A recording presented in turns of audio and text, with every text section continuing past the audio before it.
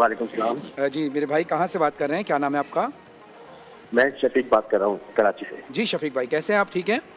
जी जी, मैं मौलाना साहब से बात कर सकता हूँ? जी ज़रूर बात कीजिए। जी मौलाना साहब, एक अजीब सी मेरी तबीयत हो गई है, बहुत बेचैनी सी है, नहीं समझ में नहीं आ रहा मैं आपको बताऊँ कि मसला क्या है। हेलो, जी आप बताएं। आप बताएंगे भाई तो इंशाल्लाह मौलाना साहब को वजीफा बता मैं मैं मैं आपको मैं असल में वो मेरी जो बीवी है, मेरी बीवी और माँ की आपस में लड़ाई रहती थी हमेशा, तो मैंने उसके कहने पे ना अपनी माँ को ओल्ड हाउस भेज दिया।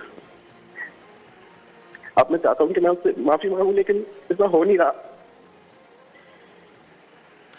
आपने अपनी वालदा को ओल्ड होम भेज दिया है?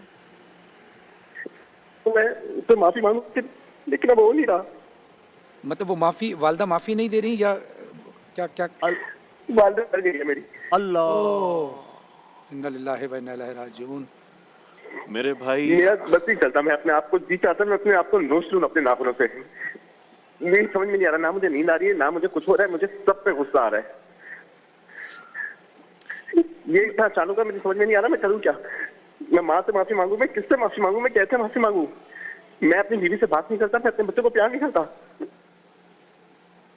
मेरे भाई, आपकी गुफ्तगू सुन के ना मेरा जिगर मुंह को आने के करीब है। वो एक आशिक ने ना, अल्लाह आशिक था, उसको माशूक ने कहा था कि माँ का जिगर लाओगे तो तुमसे शादी करूंगी। तो उस बदबख्त ने जाके माँ को छीरा, माँ का जिगर निकाला और चलता हुआ दौड़ा कि मैं अपने माशूक से कहूं कि ले, मैंने अपनी माँ का जिगर काट के तेरे सामने पेश कर दिया। तो वो भागने लगा। जब वो भागने लगा तो वो कहीं ठोकर लगी तो वो गिर गया। जैसे ही गिरा तो कलेजे से आवाज आई, शाला खैर होवे मेरा बच्चा, अल्लाह अकबर, अल्लाह अकबर। शाला खैर होवे मेरा बच्चा, जो लोमा पेट में रख खुद न खाए तुम्हें खिलाए, खुद न पिए तुम्हें पिलाए, खुद सर्दियों की रातों में खिड़की दरवाजों के करीब सोए, तुम्हें लिहाफ पहनाए, लोगों के घरों में बर्तन भांजे और तुम्हारा पेट पाला।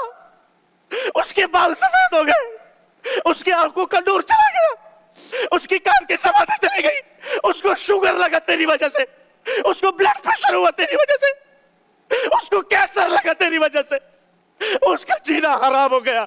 एक माँ, आज एक माँ ओल्ड होम में मर गई है, एक बेटे के हाथों, जिसके पैरों तले जमीन थी, जिसके पैरों तले जन्नत थी, तुमने उसी माँ का जनाजा निकाल दिया।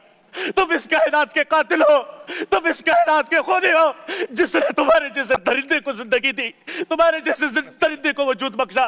फरहान भाई, इस माशरे पे कयामत क्यों नहीं आएगी जहां माँ जैसी ममता को लोगों ने ओल्ड होम में बिठाया हुआ है।